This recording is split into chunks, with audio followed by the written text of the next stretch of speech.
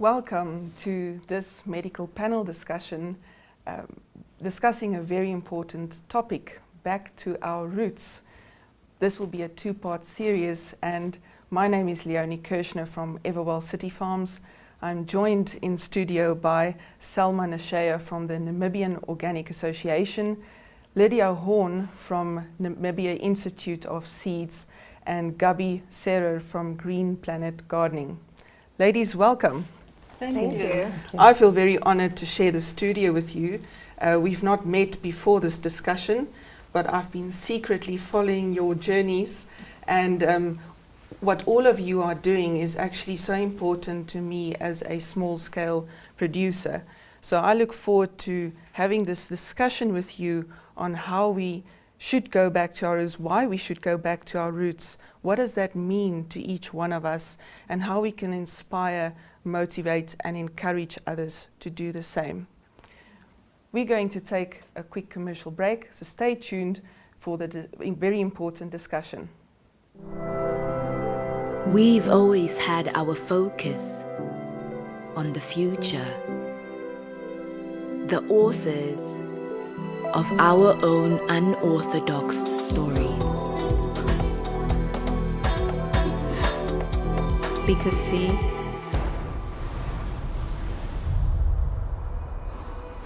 we're different. We're reaching for our goals. Going against the grain and living to tell the tale. We see our journey differently.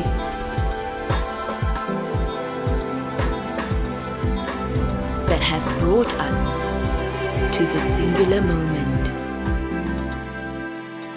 of freedom.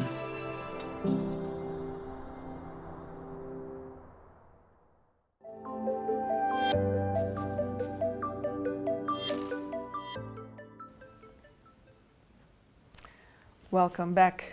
You are listening to a discussion about a very important topic, back to our roots. Now, ladies, I would like to hear from you, what does that concept mean to you? Because it could mean something different to different people depending on your background. But obviously, we're acknowledging that we're in a space that we don't like. We don't like where things are heading.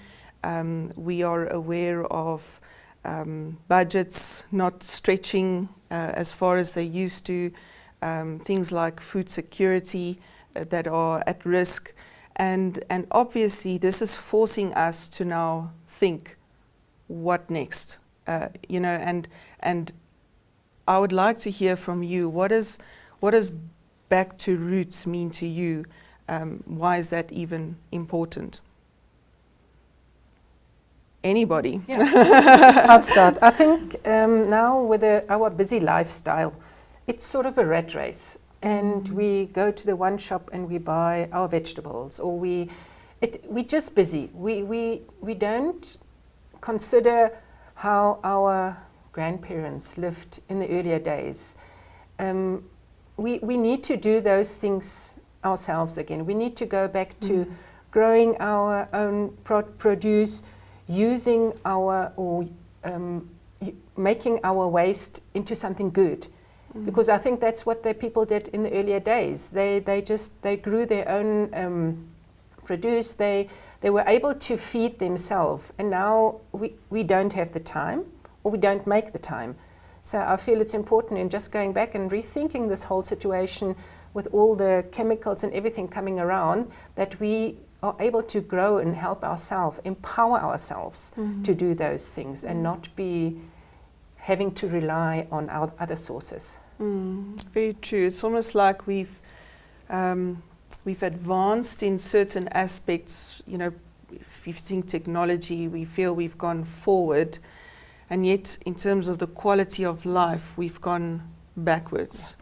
And now, being in the situation, technology isn't helping us. It's no point being so technologically advanced, but yet we can't put food on our tables. What do you think, Salma? Yeah, I mean, Looking at the historical context, it feels like today we are really seeing that we are in an Anthropocene, in an age where human systems have dominated ecological natural systems. And in a sense, it has also placed us as human beings in a place where we are not always conscious and present in not only ourselves but within our environments, as Gabby highlighted, that we are in this rat race sometimes and we're so disconnected. So I think this discussion is very important because it's an opportunity for us to come back and center ourselves and really see who are we truly and what are we giving to our environment, what is it giving back. That feedback loop is necessary, but we need to take conscious time out and reflect and think, and also obviously take that action that is required. Very important. Any thoughts, Lydia? Anything you would like to add? Yeah, most of the aspect already talked by my colleagues here. So, but yeah, we really need to think and take a serious step to go back to our root, like you said. And in terms of, for example, now with this modern technology and things are running very fast with escalating prices in food, and also, for example, in seed also, that we don't even know where they are from and what, are the risks involved. And in the past, our ancestors or our elders or our grandmothers, for example, they used to reserve seed from the crop that we know, which are drought tolerant, which resist some pests and diseases. But nowadays, you just come across some food in the store that you don't even know where they were produced from and what type of seed. And also, if you try to find some of these seed and use them, most of time you will get failure because the rains are no longer there, and this is due to the fact that we forgot our past a practice that our ancestors used to do, and we are not following. So we really need to reflect back and go back to the root and just see how we can again reshape our agricultural practices, our own well-being, and so that we cannot lose focus, but also to have really stability in food production, that we don't have to lose all our finance that we are getting due to the now current prices and stuff. And very, very important. And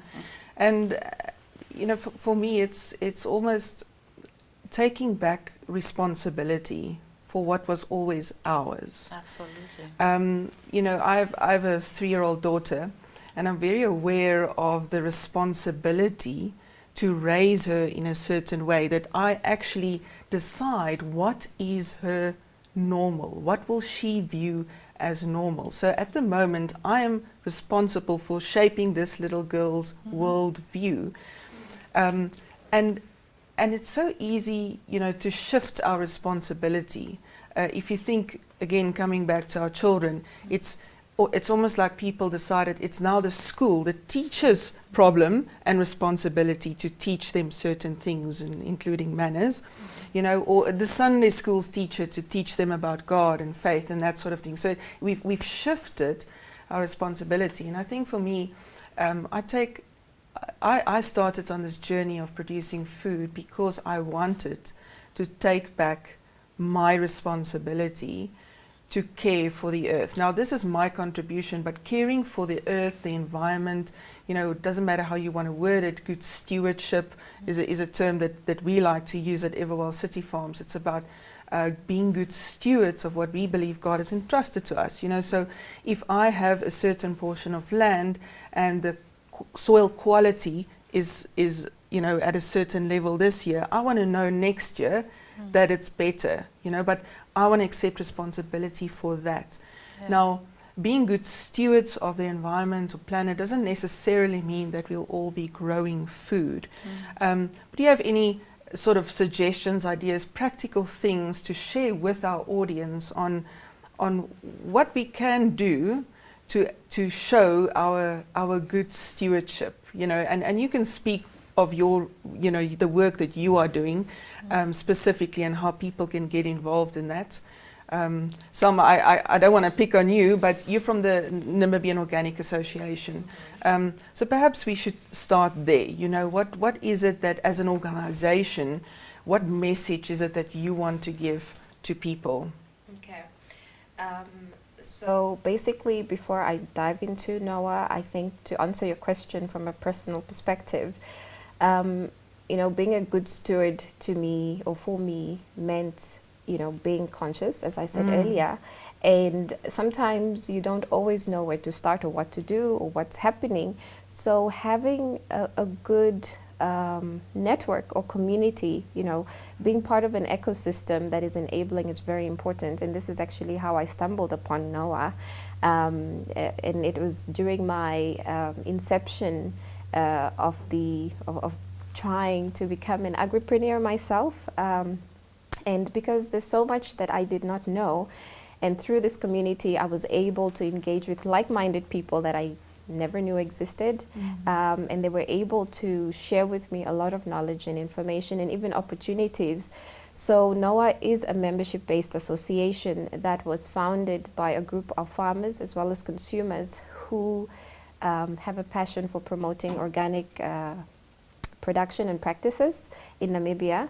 And as at the moment I am serving on the board, and this is, you know, it's also progression of being part of the community. So it's not necessarily just for the organics, but it also helps me to build my personal skills and my, you know, production skills.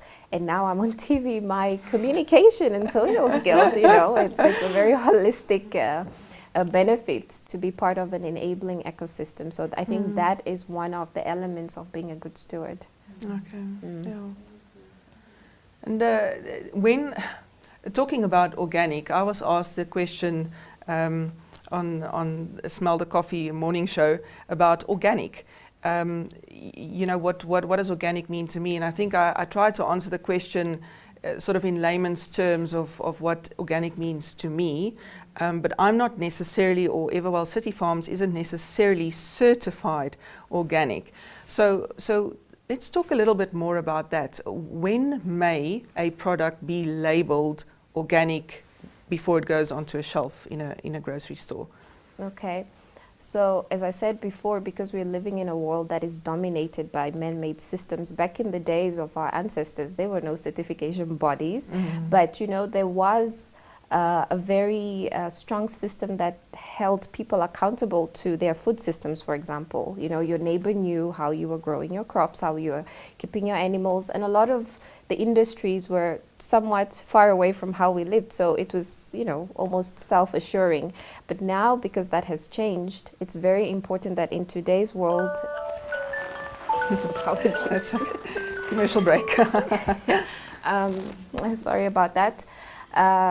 So in today's world, it's important that we actually have formal certification bodies, because there's a lot of greenwashing, a lot of brainwashing, you know, in the name of commercial, in the name of money and making business. So it's important to have processes that are able to confirm that products are truly organic. And so in Namibia, unfortunately, we do not have a legal framework that guides us when it comes to organic. But as the Namibian Organic Association, we are strongly founded in international standards. So we follow the International Federation of Organic Agriculture Movements. So these are international standards that are based on the organic principles, which are promoting health, ecology, fairness, and care.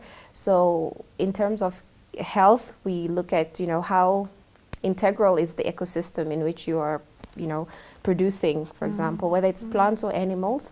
In terms of ecology, to what degree are you actually harmonizing and incorporating the natural systems and cycles, and also ensuring that they're functioning appropriately. And then in terms of fairness, we're looking at basically how responsible are you producing, you know, how inclusive and transparent are you doing what you're doing. And then caring just really looks at, you know, what are the precautionary, or what is your level of acknowledgement of the precautionary measures you're taking, how well do you understand the risks, whether it's short-term, long-term. So all of these things put together help us to make sure that we are producing, using systems that are, that mitigate harmful processes as well as substances. And your question to what organic is it's a very critical question, because most of the time people think if you find an apple or a banana on the shelf, it is organic. Not everything that is looking natural is necessarily organic. It's about the inputs and how it has been produced. And somebody also asked me a similar question not so long ago. Why do we have to make a fuss about organics when it's all about physics and chemistry? But the difference with organic and conventional is that with conventional practices, especially if we're using synthetic chemicals, for example, the synthetic chemicals are produced in a way that generate chemicals or chemicals with structures that cannot be dealt with by natural processes. Something that we can all relate to can be like plastic. How do we then, deal with this type of components in our systems? And this is why we say, let us rather opt for processes and elements that nature can deal with naturally. That way we minimize our risk. It's so important that we, we try and connect people back to that food source, because it's exactly that. I'm from an educational background, and when I worked with young people and you ask the question, where does your food come from? Then it's the supermarket, the grocery store. That's the answer you get. If they want to be really, really smart and think about this, they'll say, oh, the farmer. So they can somehow eventually trace it back to the farmer, the producer, but almost never did anybody say soil or how this was produced. So there's a lot of education to be done around that. And as you say, also the labeling of products and food can be misleading. Marketing campaigns are there to make us believe that we need this particular thing, right? I think no organization, no corporate, no grocery store is really trying to save the planet. And yes, they are guided by certain principles and have to adhere to certain things within boundaries. But when marketing materials being put together, it's to make the consumer buy their product, because their only bottom line obviously is profit, and not necessarily all these other stakeholders that we've been talking about.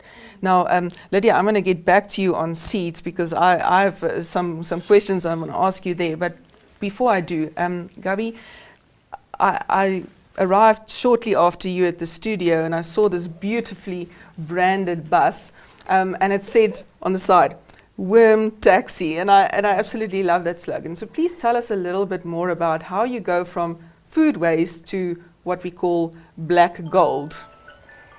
Okay, let me just maybe firstly just go into what is composting. And like Selma now said, what is organic? And I mean, yes, you want to actually produce your compost from organic product. But I mean, how far can you go back and say, is this banana now, was it really organic or whatever? So what we do is we take organic waste and we convert it, the worms, the red weaklers in that case, they convert it into this black gold. And the process is actually quite easy. It can be made complicated, but actually it's quite easy. Excuse my word, you chuck in the waste, you have a little balance of green and brown, which now I spoke to somebody yesterday and said coffee grounds is green, but they're brown. No, but they're green. So it's nitrogen versus carbon. And that is actually the balance that we need. Organic waste, we need the worms, and we need boxes, shredded paper, leaves, things like that are called brown. And that mixture and the worms chewing through it, and they adding to the organic waste, with them chewing through all this organic waste with the enzymes and the nutrients in their body, they add to the black gold now. And why it's a little bit different to normal composting is because normal composting has got nothing to do with worms. So you don't have worms in there, which is a composted organic waste. But due to adding the worms, you still have extra nutrients, and the enzymes that go through the worms' intestines add to the quality of the compost. Yeah. So you must be getting quite a variety of responses to the work you're doing, because first of all, dealing with food waste and having to handle that, that is not necessarily very attractive. Then we're talking about worm waste. And then not to mention the fact that it's a worm. A lot of people are, no, that's not for me. But just how easy is it to have your own little wormery going at home? It's no strange mess. It's no surgery, whatever. Rocket science. Rocket science. It's no rocket science. And you don't need a box or a bag or something, because it's not like you said, it's not something that only the people in Ludwigsdorf or whatever can do. Anybody can do it. If you have waste at home, being at the village, having an old bucket, or even making a hole into the ground and adding your waste. If you don't have worms, doesn't matter. Sometimes the worms come if you have a very friendly environment for them. You add your waste, you add your paper, tea bags you open, you put it in there. So you can actually very easily, without any sophisticated box, bucket, whatever, do your own composting. And, what do we, what is the ratio of adding? Because I know with some fertilizers you have to be very careful. Can you add too much vermicompost? Not really, because it's actually a natural product. You can't burn. You can't burn anything. So, and because it's gone through the intestines of the worm, and I always say worm poo, which is a nice word, or worm castings, because castings is always, not everybody knows what a casting is. So it's gone through, you've been chewing it through. So it can actually not burn. Maybe on new plants, baby plants, whatever, seedlings, it's maybe a little bit concentrated, but normally the ratio you use, our compost is 1 to 10 to add nutrients to the ground, to the soil. Yeah. Well, ladies, before we reach or conclude our first session discussion, Lydia, I'm very curious about NIOS, Namibia Institute of Seeds, and I think you've got a very strong, if I look at your resume, background in research.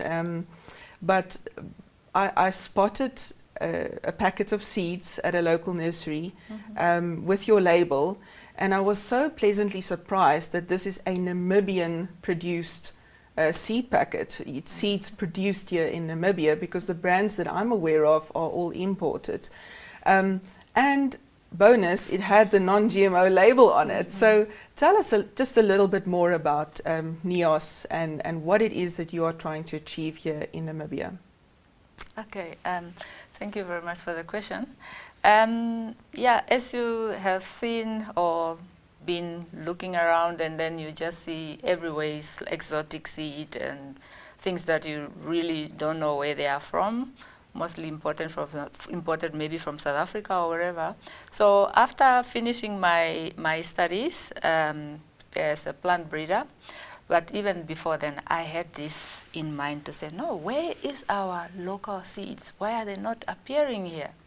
And that's where the idea came from. Because I have seen that, we are losing so much of our own natural resources, and our seeds are so important, and they cannot be comparable with the others. And the things which is also triggered this idea is also this more of the spoken genetically modification of goods and seeds. Then I was like, we have our own natural seeds which are adapted to our environmental condition. We just need to add value to these resources. And what I have done is to come up with the NIOS, working with farmers, especially the women in the rural areas, because this is basically where the seeds are. And what I did to add value is, because in the past what they do is growing and there's no selection or to have a pure line. So what we started is to make pure lines that are unique and stable. We tested them, and then we give back the seed to the farmers, because by then I didn't have even a plot where to work with, to plant on. And these farmers were the ones who were doing the work for me, and in collaboration, I buy the seed from them and I give their share, and we package them. And then after that, we had now to have a problem with the marketing, where I try to talk to this established business to say, can you help me with this and this? Most of them, they don't even listen to you. They take your seed and then they keep quiet. Or they will say, we'll get back to you, and no one cares. So probably that one shop where you saw, it could be Ferreira maybe? That's right, yeah, yes. This was one of the generous one who said, oh, he was also impressed. He said, no, this is locally made and it's non-GMO. I said, yes. And it was maize. And most of the maize which are commonly now available in the world, they are mostly genetically modified. And ours are non-GMO. So that's how the idea came, to just retain our natural heritage, our heirloom seed, which were kept generation to generation, and some of them I even got from my grandmother, my aunts, and all this. What I did basically is just to purify and have a single line, which are now in category, because most of our farmers didn't know that you can have your lines. And now we have these lines which are available in the market and also at home. Yeah, basically, in short. That is very interesting. You can have healthy soil. I can teach people how to use recyclable materials to create planters and that sort of thing. But without seeds, we cannot do anything. And I think in our second session, we will unpack this idea a little bit further on how we can preserve not only seeds but knowledge, and then share amongst each other. So I do hope that you have enjoyed session 1 of our panel discussion on Back to Roots. Please do stay tuned, as there will be a second session where we will continue with our panelists on this very, very important topic.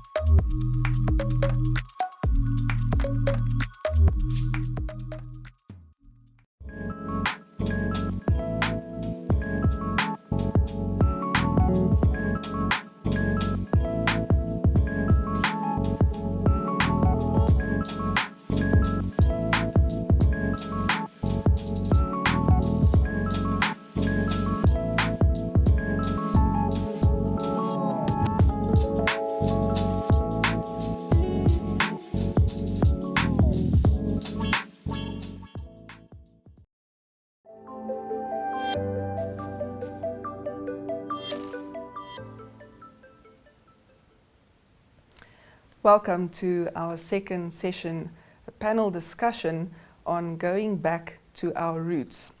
My name is Leonie Kirshner from Everwell City Farms, and I'm joined in studio by Selma Nashea from the Namibian Organic Association, or NOAA, and also by Lydia Horn from the Namibia Institute of Seeds, and last but not least, Gabi Serrer from Green Planet Gardening.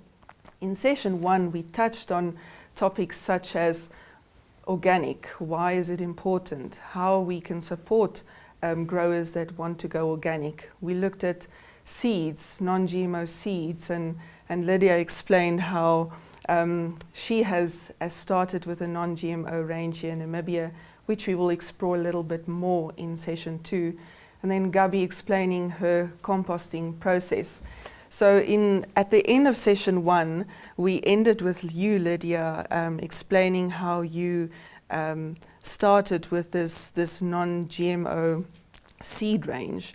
I noticed that you were you are producing very specific seeds that are not necessarily produced or imported by the other brands that are available in Namibia. And I was curious to know, is that just a strategic move to focus on something that the others aren't, or does it have to do with what the local people of Namibia eat? Yeah. Thank you very much for the question. The strategy basically was to conserve what Namibia has for our own local product. I mean, for our own local farmers, for example. Because what I have seen is a lot of these imported seeds are coming in, and like we said, we don't really know about their status, and most of them, I'm not saying they are GMO, but there are some that we are not aware of what exactly that they are including. And our farmers are losing their genetic material that we know that are adapted to this climatic condition. Their whole idea of NEOS was to retain and maintain these locally produced seeds, and also to make it available to our local farmers, because they still need these varieties. For example, if you have to look for mahangu, for example, in the market, you would hardly find it. And like this year, most of the farmers, they have lost their seeds because of the drought, prevalence that existed. And if you have to go to most of these seed suppliers, you might not find this mahangu. But if you come to NEOS, as of now, we tried to multiply and still also plant this seed, and we still have some seed of mahangu, of which most of the farmers, like now, they are trying to contact us already to say, no, we have lost our seed, we want the mahangu, or we want the cowpea, or we want the sorghum. Basically, all the local varieties that are important, which are grown by our people, we try to keep them and preserve this cultural heritage, and also the taste, because people, they prefer what they know. And that is the reason. And it's not only the grown crops, we also try to keep the fruit, the local fruit trees, which are also disappearing. We keep also their seed, and also by also trying to plant them as seedlings. Some people prefer, to get a seedling already which germinate, and then they go and plant it already. And for those who want seeds, we give them the seed. And for those people who want to go and resell them, we also make it available. So all this was triggered just by this, to say, how can we lose our natural material by being flooded by exotic something? So we need to maintain this material so that we can keep it for generation and generations to come. Yeah. I just wanted to add on to Lydia. She said when she started producing the seeds, she went to the local markets and tried to sell the local product. And I just want to add on, I think it's very important that even if you can't make your own compost, you can't produce your own products, that you some way support the local people that are able to produce seeds, us producing the vermicompost. The organic organization support local organic products or local farmers. And that is, like Lydia said, the same challenge for me as well. You are being told, we can bring it in from wherever for a much cheaper price and bigger quantities. We as local producers, we cannot produce for the price that the products are being imported. We don't have that huge market.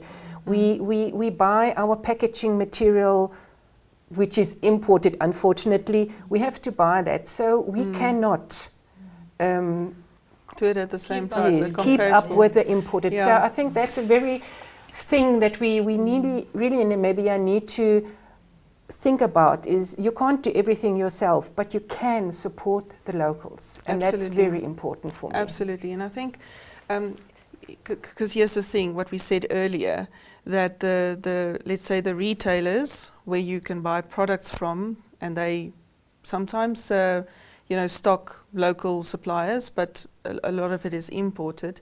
Their bottom line is profit margin. And what we are advocating here for is that every single person in Namibia, in the world, but we're talking Namibia now, will realize the impact they have, even in the choices they make when they buy. You know, I always say rather support the farmer directly, support the producer directly. And yes, shop local, and it's because it's not just at the end of the day about profit margin, but I would rather buy something at a higher price from a locally produced supplier than support a system that actually also exploits the producer at some point in that food supply chain. You know, and I think that is a problem, and that's perhaps what our farmers are also feeling, you know, and we see it in the way they've gone with GMO seeds. Why did they do that? Because I would like to believe that every farmer in their heart at some point cared about the environment. You know, why did we get to the point where farmers are tilling large portions of field, leaving them exposed and bare when they know that is not a good thing? Why are farmers using and opting to use, in some instances, GMO seed and not non-GMO? That sort of thing, you know. And I think I'm not saying this is the only reason, but I think it also has to do with, again, how we have become comfortable as consumers, because now it's convenient going to a store where you buy everything from cabbage to toilet paper and everything in between. You know, it's convenient for me, and that's all I think about now. But I don't think about what it took for that cabbage or apple or pear or whatever to reach the shelf, and what it has done to the environment. What did it do to the producer? Because unfortunately, we also find that producers are earning the least amount of profit from their product, but they did all the hard work. So distributors and retailers are earning more from that, unfortunately. And where does that leave us? You know, it's not a pretty picture. Salma, you obviously work with a lot of producers. What do you, and when we say producer, we mean farmer. I use those terms interchangeably. I don't know if food producer is the more modern term. But, you know, what is the chat on the ground amongst producers? You know, what are the challenges that producers are facing? Yeah, I mean, I think the challenges are similar to what has been outlined. You know, most of the agricultural systems are based on economies of scales, and small-scale farmers are not able to always supply to the demands of what the market wants.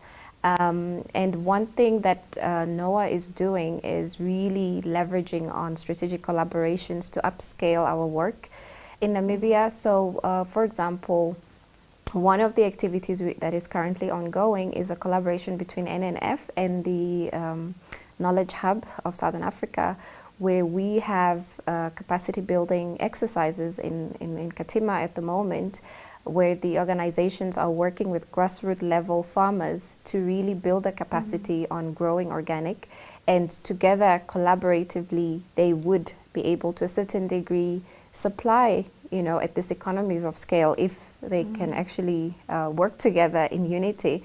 And then the other advantage we have in Namibia, and I think for most of Southern Africa, is that our governments are really, and including our Namibian government, they're trying to encourage local production. They're trying to protect local markets. Our Namibia Agronomic Board actually has a system that closes gates, export gates or trading gates for production that is in the country so that farmers can sell their produce. But this is also a process that requires a couple of actions to be taken and people to be responsible and to take accountability of their actions. So you would have to register yourself with the Agronomic Board. You could also go through the Namibia Organic Association's organic certification process, which we refer to as the participatory guarantee system. Basically, the system involves experts, organic certification experts, which are largely NOAA members. But within this process, we also invite other NOAA members and sometimes interested parties from other places that might add value to this process. In order for this group to go to, let's assume, a farm that wants to be certified. So people can ask, like independent eyes and independent parties can look and understand the processes that a farm is undertaking. There's, you know, guidelines and protocols that must be followed, which are in alignment with the International Federation of Organic Agriculture Movements standards. And then through this, obviously, farmers can be certified. So these are some of the things that NOAA is doing at the moment. And then in addition to this, we also really try to have trainings, workshops, a lot of information sharing platforms. We participate in open agribusiness fairs. You know, we would usually have a stall there, and sometimes we would, in Windhoek, we would be at the green market just to, you know, encourage and engage and promote. And most of this work is done on a voluntary basis. As much as, for example, I'm a board member, I'm doing it on a voluntary basis. So it's not really something paid for those who think, oh, you're there and you're getting a lot of money. And sometimes I have my own work. I'm a sustainability practitioner by profession, working with venture capitals on other things. But I take my time out to actually make time, because I think this is something that is important, and it's not just about me. It's about living the kind of, you know, the legacy of the kind of world I would like, not just myself, but my children and future generations to live in. That's so important. And I think to touch on that, let's talk education for a moment, you know, and not just education of the in the broadest sense of the term, but let's go down to school level. You know, are any of you involved with school programs, or know of school programs, or, you know, your thoughts also on that, you know, because how do we address this thing? You know, you have children growing up in homes where parents didn't necessarily show an interest in food production, or are not necessarily mindful in the decisions and actions that they are taking, and children learn from, you know, parents or guardians. So I think, yes, we want to get parents, you know, on a different page and get them involved to teach their own children. But realistically, we know that there are just certain families we won't reach that way. So what can be done, I think, on school levels? Do you have any ideas or thoughts on that? Well, from what I know, with regard to NOAA, I don't really know of a particular school-based project we're working on, but I think as individuals, as members of NOAA, there are a number of people who are engaging in very specific programs. For example, I'm currently assisting at Farm Kroomhoek. It's also an organic biodynamic farm, and they have a school there. And I'm helping at the school, and I'm actually doing... For children? School for children? Yeah, for children, and I'm doing different projects with them. There are other initiatives that I'm also part of that, for example, one of which is to soon be exhibiting, you know, sustainable practices and innovation, you know, approaches, including agriculture, amongst others. But it's just to say that even though as an organization we might not necessarily be directly involved, although there are many opportunities, I would say. And like I said, it's a voluntary-based platform, so it's really about people availing themselves and making time and, you know, reaching out and asking the organization to support them, perhaps, instead of the organization saying, you know, let us do this. You know, people are very open and welcome to initiating this type of initiatives, and we would definitely support. At the moment, as I mentioned earlier, that I'm also on an agripreneurship journey, I really see this education aspect as a gap and an opportunity. But for me, I'm looking at it more from a business perspective, because I work with a lot of small-scale farmers that are coming from marginalized communities, and production is good, but, you know, making money out of it sustainably is quite a challenge. So there's a gap for educating people how to produce right and how to, you know, maintain this market edge or competitive edge in the market.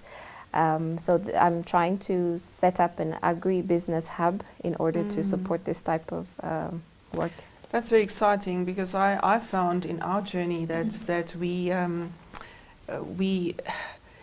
you see your mentors or people that you're following, maybe you're watching YouTube videos, and you see sometimes what they're doing, the equipment they've got, and then you want to think, okay, I'll import this into Namibia, and then just the import cost alone is 20,000 Namibian dollars, and you're back to square one. And I think to also educate our small scale producers on practices, and that we can farm without expensive implements, machinery, tools, and also then, like you say, how do we get that product from the field to somebody's plate and earn, like you say, a sustainable income.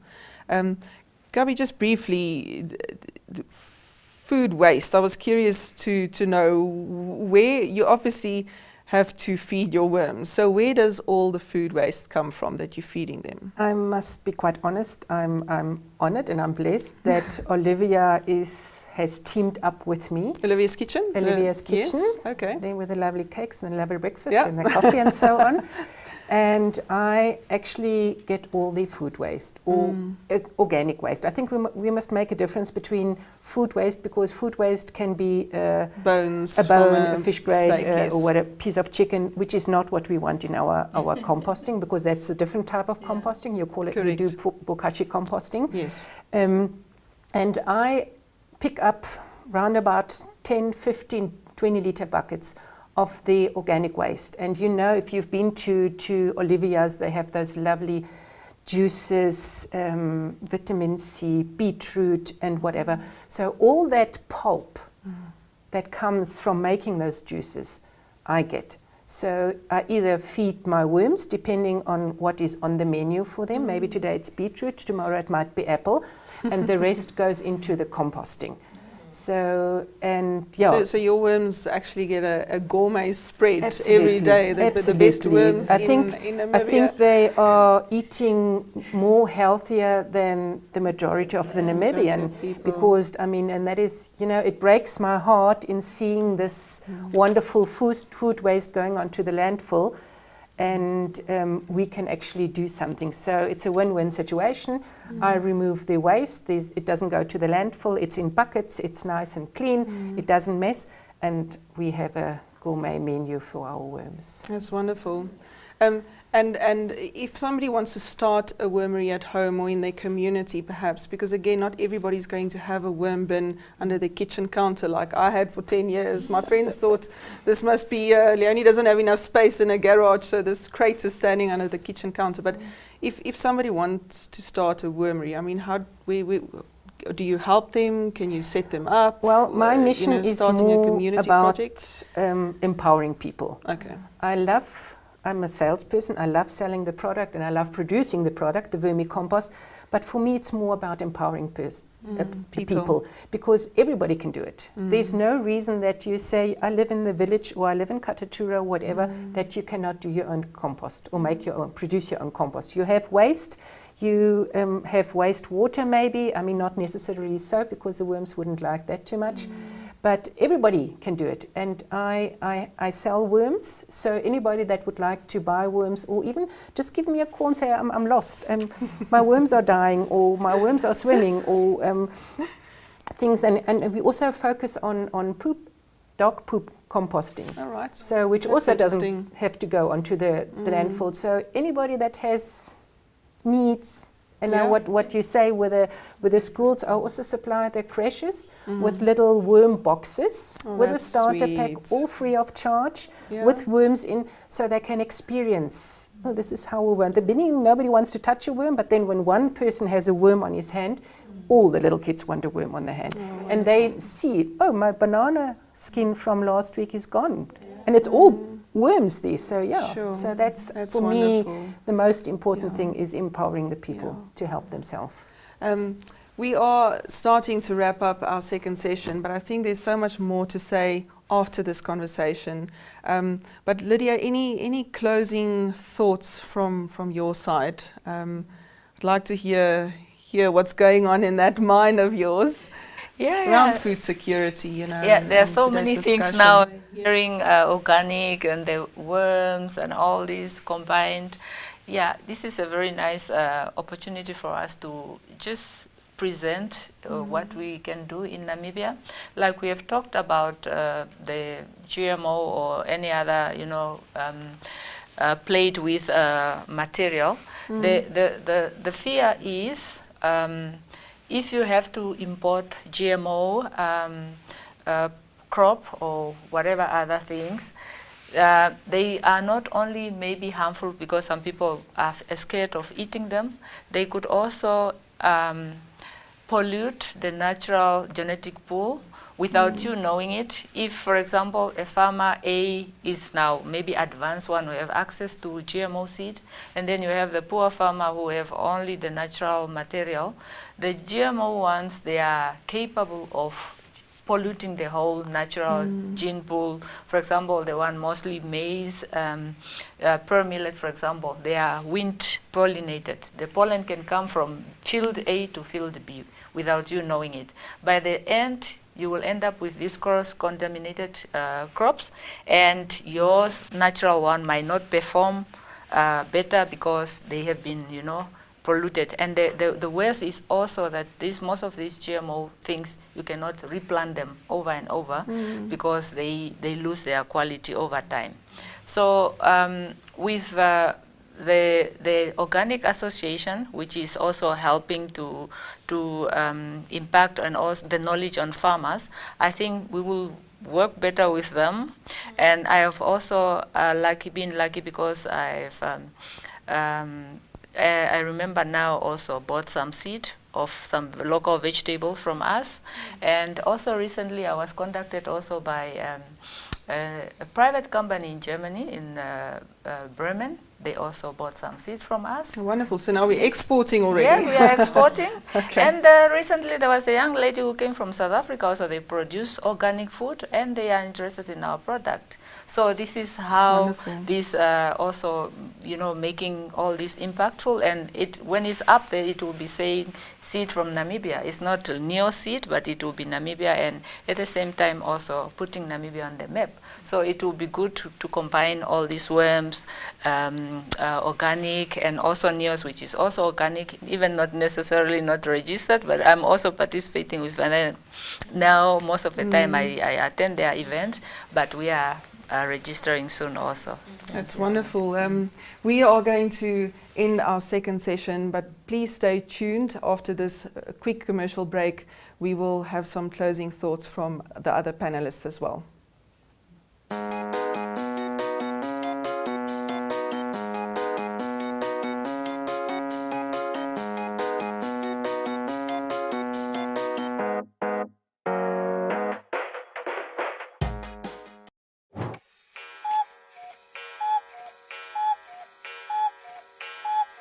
Give it to me like.